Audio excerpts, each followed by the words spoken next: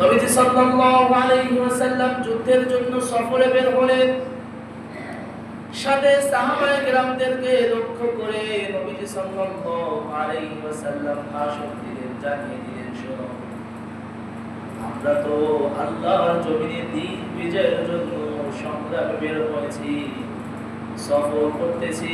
তোমরা যত সম্পদ ব্যয় করতেছো আল্লাহর পথে, তোমরা তোমাদের নিজেদের শক্তি সামর্থ্য দিয়ে তোমরা যুদ্ধের ময়দানে সংগ্রামের জন্য প্রস্তুতি গ্রহণ করতেছো।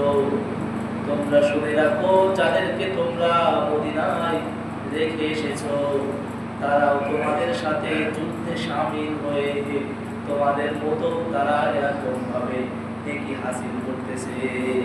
সুবহানাল্লাহ। সাহাবায়ে কেরাম অবাক, প্রশ্ন করলেন, ইয়া রাসূলুল্লাহ, আমরা তো সরাসরি যুদ্ধের ময়দানে যুদ্ধ করতেছি, সংগ্রাম করতেছি, আমরা আমাদের সম্পদ ব্যয় করতেছি, আমরা যুদ্ধের ময়দানে সফর মুসাফির হালতে আছি, আর তারা মদিনায় বসে কিভাবে আমাদের সমপরিমাণ তারা নেকি হাসিল করতেছে? তারা তো যুদ্ধের ময়দানে নাই, তারা তো সম্পদ ব্যয় করতেছে না। নবীজি সাল্লাল্লাহু আলাইহি ওয়াসাল্লাম তাদের জানিয়ে দিলেন, শোনো, অক্ষমতার কারণে, তারা দুর্বল হওয়ার কারণে, মাতুর হওয়ার কারণে, অসুস্থ হয়ে যাওয়ার কারণে তারা তোমাদের সাথে তোমাদের মতো যুদ্ধের ময়দানে তারা অংশগ্রহণ করতে পারে নাই। কিন্তু তাদের নিয়ত ছিল যে আমরাও যুদ্ধ করতে চাই, আমরাও আল্লাহর জমিনে দ্বীন বিজয় করতে চাই, আল্লাহর জমিনে আল্লাহর বিধানগুলো আমরা প্রচার প্রসার করতে চাই, আল্লাহর জমিনে আমরা এই দ্বীনের ইসলামের কালিমা উদ্দিনের জন্য সংগ্রামে আমরা অংশগ্রহণ করতে চাই। কিন্তু তারা অসুস্থ হয়ে যাওয়ার কারণে, দুর্বল হয়ে যাওয়ার কারণে, অক্ষম হয়ে যাওয়ার কারণে তারা অংশগ্রহণ করতে পারে না। কিন্তু তাদের নিয়ত ছিল, তাদের অন্তরের মধ্যে আশা ছিল, কিন্তু ওই ভালো নিয়ত থাকার কারণে তারাও তোমাদের সাথে যুদ্ধের সমপরিমাণ নেকি হাসিল করতেছে। বলেন না সুবহানাল্লাহ। এইজন্য প্রিয় বন্ধুরা আমার, আমাদের যাদের শক্তি সামর্থ্য আছে, এখনো আমরা হজ করতে পারি নাই। আল্লাহ পাক আমাদেরকে শক্তি সামর্থ্য দিয়েছে, আমরা এখনো কুরবানি করতে পারি নাই। আসুন, আমরা এবছর হজে যেতে পারি নাই, তো আগামী বছর আমরা হজে যাব। আমরা নিয়ত করে যে আল্লাহ, আপনি যদি আমাদেরকে সুস্থতার নিয়ামত দান করেন, আপনি যদি সব দিক থেকে আমাদেরকে ভালো রাখেন, আমার উপর যে আমার কোনো সম্পদ ছিল না, আমার দেহের মধ্যে শক্তি ছিল না, আমার কোনো অস্তিত্বই ছিল না, সেখান থেকে আপনি আমাকে অস্তিত্ব দান করেছেন, সেখান থেকে আমাকে আপনি শক্তিশালী করেছেন, সেখান থেকে আপনি আমাকে শক্তি সামর্থ্য সম্পদ দান করেছেন। আপনার এই সম্পদের মাধ্যমে আমি এখন আমার উপর হজ ফরজ হয়ে গিয়েছে।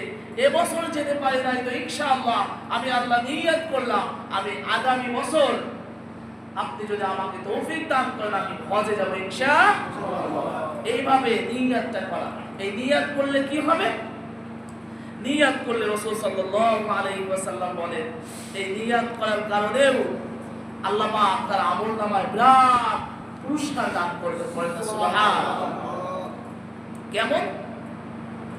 নবী সাল্লাল্লাহু আলাইহি ওয়াসাল্লাম হাদিসের মধ্যে বলেন, বুখারীর বর্ণনা, ইন্নাল্লাহা কাতাবাল হাসানাতি ওয়াস সাইয়্যাত,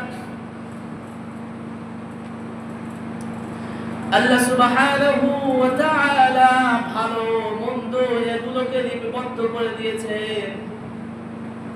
সুম্মা বায়্যানা যালিক, সেগুলোকে আবার প্রকাশ বয়ান করেছেন। ফামান হাম্মা বিহাসানাতিন ফালাম ইয়ামালহা কাতাবাহা আল্লাহু লাহু ইনদাহু হাসানাতান কামিলাতান। এক ব্যক্তি ভালো আমলের জন্য নিয়ত করলো, তার উপর হজ ফরজ হয়ে আছে, সে নিয়ত করলো, আল্লাহ আমি যদি সুস্থ থাকি আগামী বছর ইনশাআল্লাহ আমি হজে যাব,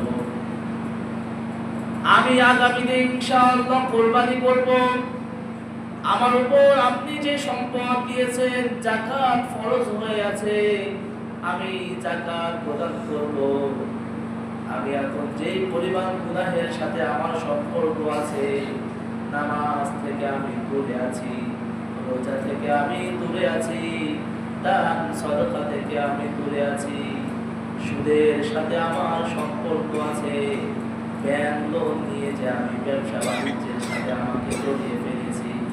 আল্লাহ, আজকে আমি নিয়ত করলাম আগামীতে সকল প্রকার অবৈধ কাজের সাথে আমি আমাকে জড়াবো না।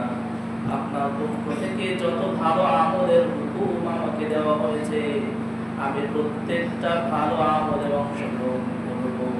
এইভাবে যদি কোনো বান্দা বান্দি মুসলমান নিয়ত করতে পারে, নবীজি সাল্লাল্লাহু আলাইহি ওয়াসাল্লাম বলেন, ফালাম ইয়ামালহা, এই নিয়ত করার কারণে সে এখনো পর্যন্ত ভালো আমল শুরু করে নাই, শুধুমাত্র নিয়ত করেছে, শুধুমাত্র টাকাটা জমা দিয়েছে হজের জন্য। নবীজি সাল্লাল্লাহু আলাইহি ওয়াসাল্লাম বলেন, কাতাবাল্লাহু লাহু ইনদাহু হাসানাতুন কামিলাতুন, এই নিয়ত করার কারণে রব্বে কারীম তার আমলনামায় পরিপূর্ণ একটা ভালো আমলের সব তার আমলনামায় দান করেন। সুবহানাল্লাহ। সবাই বলছেন নি? আর চিৎকার দিয়ে পড়েন না সুবহানাল্লাহ। এরপর নবীজি সাল্লাল্লাহু আলাইহি ওয়াসাল্লাম বলেন, ফাইন হুয়া হাম্মা বিহাসানাতিন বিহা ফাআমিলাহা কাতাবাল্লাহু লাহু 10 হাসানাতিন ইলা 700। এরপর সে ভালো আমলের নিয়ত অনুযায়ী ভালো আমলটা করে ফেললো। সে হজের জন্য টাকা জমা দিয়েছে, হজ সম্পূর্ণ করে ফেলেছে। কুরবানির জন্য নিয়ত করলো, কুরবানি দিয়েছেন। যাকাতের জন্য নিয়ত করলো, যাকাত প্রদান করেছেন। সুদের সাথে তাকে জড়াবে না, সে নিয়ত করলো, সুদের সাথে আর সম্পর্ক রাখে নাই। ব্যাংক লোন যা ছিল, সুদের কারবার যা ছিল সব ছেড়ে বসে দিয়েছে। বিড়ি সিগারেটের সাথে সম্পর্ক ছিল, সেগুলোকে ত্যাগ করেছে। এরকম ভাবে অবৈধ কাজের সাথে সম্পর্ক ছিল, সেগুলো পরিত্যাগ করেছে। নামাজ আদায় করতো না, নামাজ শুরু করেছে। নবী সাল্লাল্লাহু আলাইহি ওয়াসাল্লাম বলে, এই আমল করার সাথে সাথে তার আমলনামায় রব্বে কারীম 10 গুণ আমলের সব তার আমলনামায় দান করেন। সুবহানাল্লাহ। শুধু তাই নয়, 10 গুণ থেকে 700 গুণ সব, এর চেয়ে বেশি সব তার আমলনামায় রব্বে কারীম দান করেন। সুবহানাল্লাহ। পক্ষান্তরে কোনো ব্যক্তি খারাপ আমলের জন্য নিয়ত করলো, সে কিস্তিতে টাকা নেওয়ার জন্য নিয়ত করেছে, সুদের সাথে তাকে জড়ানোর জন্য সে ইরাদা করে ফেলেছে যে শরীর আর চলে না, সংসার তো চলতেছে না, ব্যাংক লোন না নিয়ে ব্যবসা বাণিজ্য বড় না করলে খুব সমস্যার মধ্যে আছি, নিয়ত করলো ইনশাআল্লাহ বাঁচায় রাখতে আগামী বছর বা আগামী মাসে দিব, নিয়ত করছে। নবীজি সাল্লাল্লাহু আলাইহি ওয়াসাল্লাম বলেন, এই নিয়ত করার কারণে সে ওই খারাপের সাথে তাকে জড়ায় নাই, অন্যভাবে ব্যবস্থা করে নিয়েছে। রব্বে কারীম বলেন, সে যে খারাপ নিয়ত করার কারণে ওই খারাপ আমলটা করে নাই, রব্বে কারীম খুশি হয়ে তার আমলনামায় একটি সওয়াব দান করেন। সুবহানাল্লাহ বলেন।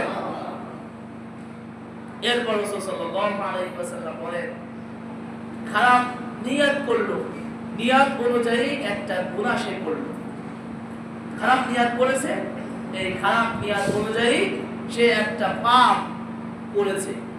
এখন তার আমলনামায় কয়টা গুনাহের আযাব দিবেন? একটা গুনাহের আযাব। সুবহানাল্লাহ পড়ে। নিয়ত করলো খারাপ আমল করবে, কিন্তু করে না, রব্বে কারীম তাকে সওয়াব দিয়েছে। নিয়ত করেছে খারাপ আমল করবে, খারাপ কাজ করবে, এবং নিয়ত অনুযায়ী খারাপ কাজ একটা করেছে। এই খারাপ কাজ করার কারণে রব্বে কারীম তাকে 70 গুণ তাকে এরকম ভাবে তার আমলনামায় লিখবে না, একটা গুনাহ তার আমলনামায় রব্বে কারীম লিখবে। কত দয়ার মালিক আমরা পেয়েছি, বলেন না সুবহানাল্লাহ। এজন্য ভালো আমলের নিয়ত করা। নবী সাল্লাল্লাহু আলাইহি ওয়াসাল্লাম বলেছেন, বুখারীর আরেকটা হাদিসের মধ্যে আসছে যে এক বাবা, তার সন্তান গরিব, বাবা ধনী মানুষ, সে তার সম্পদ নিয়ে মসজিদে একজনকে বললো, এই সম্পদগুলো তুমি মানুষের মাঝে বন্টন করে দাও। নিয়াত করলো, এক ব্যক্তির কাছে সম্পদ দিল, এদিক থেকে সন্তান চেয়ে করলো কি তার কাছ থেকে সব মালগুলো নিয়ে সে বাসায় চলে এসেছে। বাবা দেখে কি ব্যাপার, এই সম্পদ তো আমি